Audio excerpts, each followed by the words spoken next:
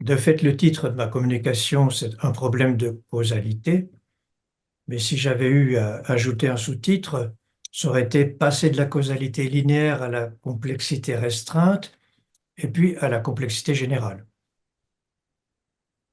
Parce que nous sommes quelques-uns au sein du réseau Intelligence et Complexité, après notre vieil ami Jean-Louis Lemoigne, à travailler sur la modélisation de la complexité restreinte vers une complexité générale.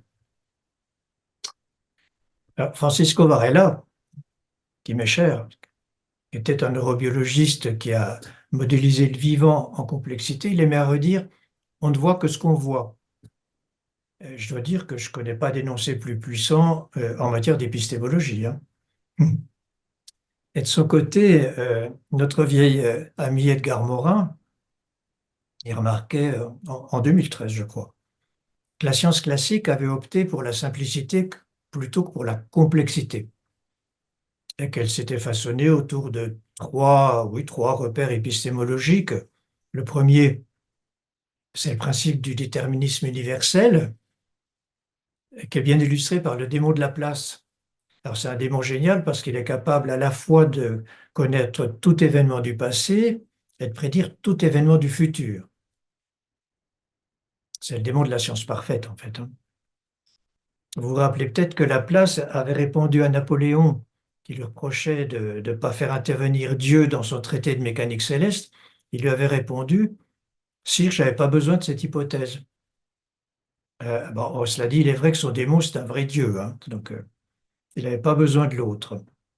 Le deuxième élément, c'est le principe de réduction, qui est cher à Descartes.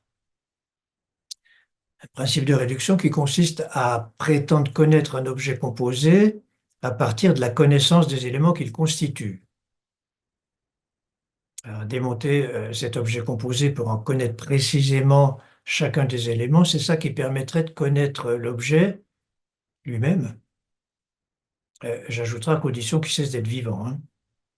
Et le troisième élément, c'est le principe de disjonction que j'ai largement trahi dans mon travail, qui consiste à isoler et séparer les difficultés cognitives les unes des autres, euh, séparation qui a conduit à une distinction, à une frontière entre disciplines, toutes les disciplines qui sont devenues hermétiques les unes aux autres, y compris d'ailleurs pour les sciences sociales.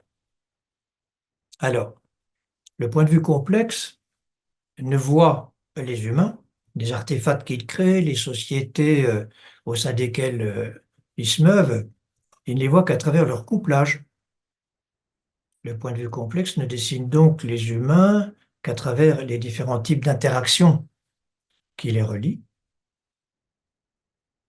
indéfiniment, à la fois verticalement, entre génétique et histoire, évidemment, hein, et horizontalement, entre perturbation et destruction.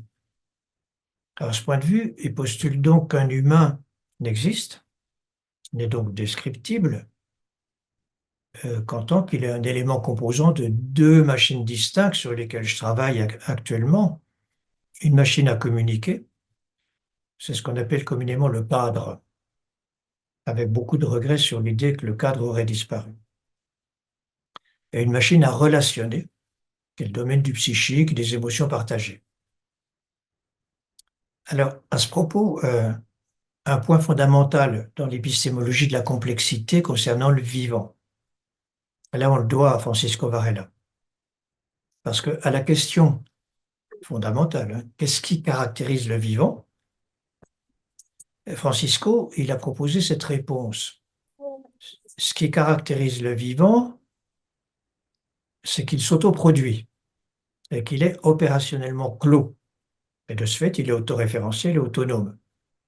C'est le cas des êtres humains que nous sommes, même si tout ça est très contre-intuitif par rapport au modèle qui nous commande. Et alors, en tant qu'un système vivant est autoréférentiel, un être humain, hein, il ne peut vivre les autres systèmes vivants, les autres humains auxquels il est couplé, que comme son environnement, et réciproquement. Ça aussi, c'est très contre-intuitif, bien que facile à démontrer. Alors, bien sûr, dès lors que plusieurs systèmes vivants sont couplés ils ne peuvent pas ne pas exercer les uns sur les autres des perturbations multiples, que les uns et les autres sont contraints de compenser afin de se conserver vivants en préservant l'intégrité de leurs membranes identitaires. Notre vie se déroule de cette façon à chaque instant.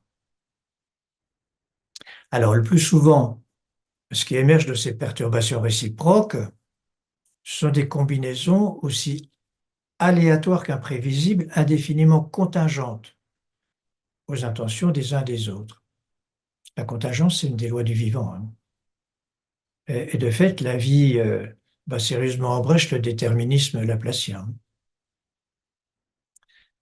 Cependant, de ces interactions, il émerge de temps à autre des événements qui semblent obéir aux lois du chaos déterministe. Et là, ce sont par exemple, pour ce qui concerne mes propres travaux actuels, les mutations sociétales, et plus rarement encore les mutations civilisationnelles. Et pour revenir au métier de la systémique, je me bornerai à évoquer deux concepts intéressants qui n'ont d'ailleurs pas été conçus dans le domaine de la thérapie familiale. Mais je les crois intéressants pour les thérapeutes de famille, je les ai utilisés moi-même d'ailleurs. Ce sont les concepts d'interpénétration et de pénétration. Je les ai empruntés à Niklas Luhmann. Niklas Luhmann, c'est un sociologue, anthropologue, juriste, qui a renouvelé et recombiné magistralement ces trois disciplines dans le registre de la complexité. Alors, dans ses développements, Luhmann, il s'appuie bien sûr sur les lois du vivant telles que Varela les a énoncées, mais son objet, que je partage avec lui depuis maintenant 25 ans, c'est celui des systèmes sociaux, hein. Les conditions de leur existence, les conditions de leur évolution et de leur disparition. Alors, dès lors que nous acceptons de modéliser les systèmes sociaux comme des systèmes vivants qu'ils sont en réalité, nous pouvons les voir et les décrire dans leur tribulation, et on peut aussi en éclairer les modes de fonctionnement à, je crois, un très haut niveau de complexité. En fait, nous pouvons décrire ce qui nous arrive actuellement d'une manière assez convaincante et efficace, tant au niveau local qu'au niveau mondial. Alors, ce que nous appelons interpénétration, ça décrit le processus à travers lequel les éléments composants d'un système social, ces organes donc, s'interrégulent à travers les perturbations qui ne peuvent pas ne pas exercer les uns sur les autres, évidemment. Dans ce cas d'interpénétration, ces perturbations réciproques aboutissent à des contraintes complexificatrices, telles que la survie de chacun des organes et la survie du système restent assurées. Alors on n'oublie pas ce que j'ai dit préalablement, hein, que ces éléments composants sont eux-mêmes des systèmes vivants, qui obéissent aux lois du vivant. Ils sont donc autoréférentiels et ils ne peuvent pas vivre les autres éléments composants auxquels ils sont couplés autrement que comme de l'environnement, hein. Alors à ce propos, il est clair que la prise en compte de cette caractéristique du vivant, elle implique qu'on puisse et qu'on doive reconsidérer la définition classique de la coopération. Pour un petit exemple, les parents, ils savent par expérience que le niveau de coopération qu'ils obtiennent généralement de leurs adolescents dans le partage des tâches ménagères et familiales, euh, le degré de coopération qu'ils obtiennent est à la fois difficile et encore difficile à obtenir, donc, et encore plus difficile à pérenniser. Eh ben, c'est ce qui leur fait comprendre qu'ils ne sont que de l'environnement pour leur progéniture. De la même façon, les professionnels, nous avons tous éprouvé à un moment ou à un autre que la coopération entre établissements, entre bureaux, entre structures diverses, que cette coopération, elle relève plus d'une lutte sourde, voire sournoise, que d'une entente cordiale. C'est ce qui c'est ce qui nous permet à tous de comprendre que nous ne sommes que de l'environnement pour les autres structures. Il y a donc beaucoup à repenser à propos de l'extrême faiblesse de cette notion de coopération, qui est fondée sur un modèle mécaniste, en fait, hein. Bref. faut préciser une chose, c'est que ces compensations ne conduisent jamais, comme la physique quantique pourrait nous le faire croire, à un comme avant pour les systèmes vivants concernés. Elles conduisent toujours à un comme après. Ça, c'était une remarque malicieuse de mon vieil ami Guy Oslos. En fait, chaque compensation est autoproduite. Elle se traduit par une petite différence, c'est-à-dire une information nouvelle qui fabrique ce comme après. Ce concept d'interpénétration, puisqu'il respecte les lois du vivant, ben, il est parfaitement adaptable à la clinique systémique. Et dans ce cas, il décrit le processus par lequel plusieurs individus, en tant qu'ils sont les composants d'une famille, d'un couple ou d'une équipe, par exemple, hein, s'interrégulent mutuellement au bénéfice de la survie de la famille, du couple ou de l'équipe. Et là encore, le processus d'interpénétration tend à produire un degré suffisant de complexité au sein du système concerné, c'est-à-dire une possibilité de vie, hein. Mara Selvini, qui est chère à mon cœur, elle a été une de mes formatrices. Mara Selvini et son équipe milanaise ont profondément marqué la thérapie familiale européenne. Et Mara disait que chacun des membres de la famille travaille certes pour la famille, mais que chacun s'attache aussi à tirer son épingle du jeu. Je crois que c'est une bonne définition de ce processus d'interpénétration. Le concept de pénétration à présent. Alors, ce qu'on appelle pénétration, ça décrit le processus à travers lequel un des éléments composants du système prend le pas sur les autres, qui vont alors se mettre à son service afin de survivre. Je pense que le processus de mutation sociétale relève de ce phénomène particulier. C'est en tout cas de cette manière-là que j'essaie de le modéliser. En clinique systémique, le concept de pénétration décrit tout simplement le processus sur lequel un des membres de la famille ou du couple ou de l'équipe utilise les autres membres à son seul bénéfice. Ils sont alors contraints de mettre leur complexité à son service. Et le processus de pénétration tend à détruire le système concerné, puisqu'il nous fait assister à un processus de décomplexification globale du système, sa destruction à terme. Alors en clinique, ça peut être la perversion narcissique, l'aliénation parentale, la mythomanie, la soif du pouvoir, etc., etc. Cela dit, certaines pathologies développées au sein des familles montrent un degré de complexité nettement plus important.